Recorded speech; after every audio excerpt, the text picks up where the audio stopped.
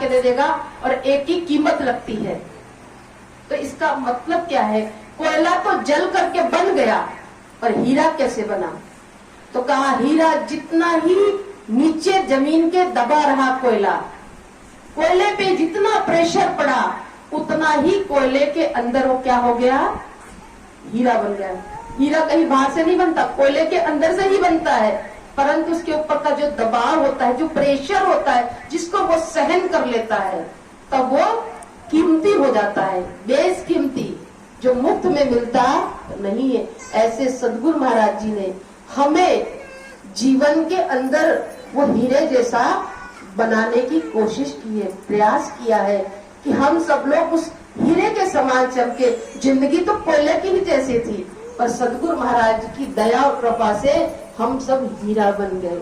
मैं तो एक कांच का टुकड़ा ही था, पर आपने ऐसा तरासा कर दिया हीरा मुझे। तो जीवन के अंदर जब सदगुरु महाराज जी का हमें मिलना होता है, तब हमारे जीवन के अंदर वो भक्ति जागृत होती है, और जब भक्ति जागृत होती है तब ईश्वर की प्राप्ति होती। क्योंकि ईश्वर को जानना ही सबसे पहले, आप ईश्वर की चर्चा तो बहुत करेंगे, पर ईश्वर क्या है, कैसा है, उसको कभी जाना नहीं।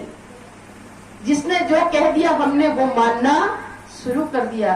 परंतु सदगुरु महाराज जी हमें भक्ति यानी ईश्वर की भक्ति कराने का विधि बताते हैं कि वो भक्ति कैसे की जाती है। एक छोटा सा भजन है, आप लोग भजन में साथ दीजिएगा। प्रेम से बोलिए श्री सदगुरुदेव महाराज की।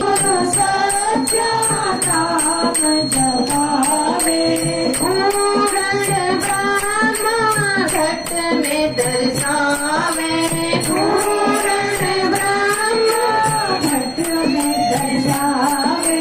पावे सुख सदा सुख पाएगा, पावे सुख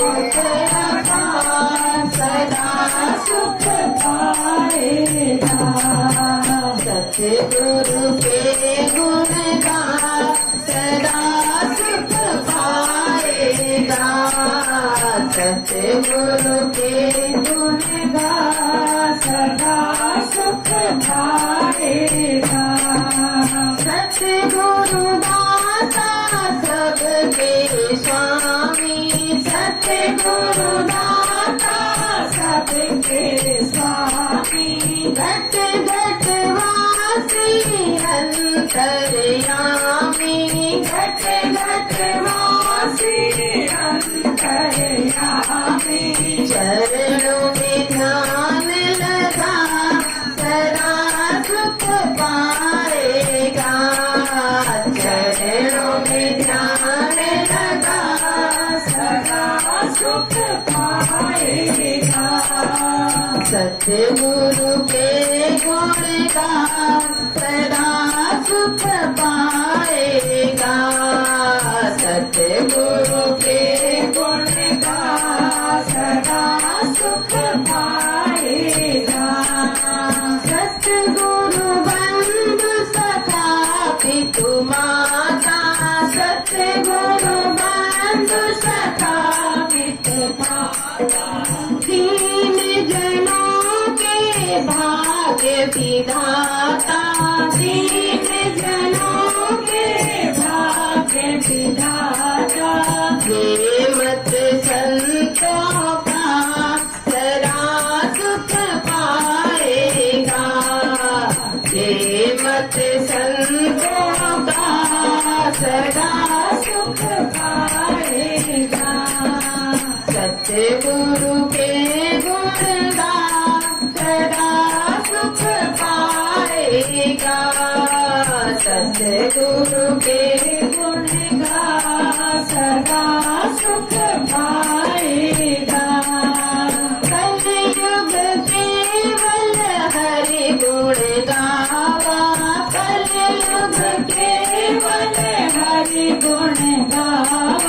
नाम जपत पावे भव पारा, नाम जपत पावे भव पारा। रामायण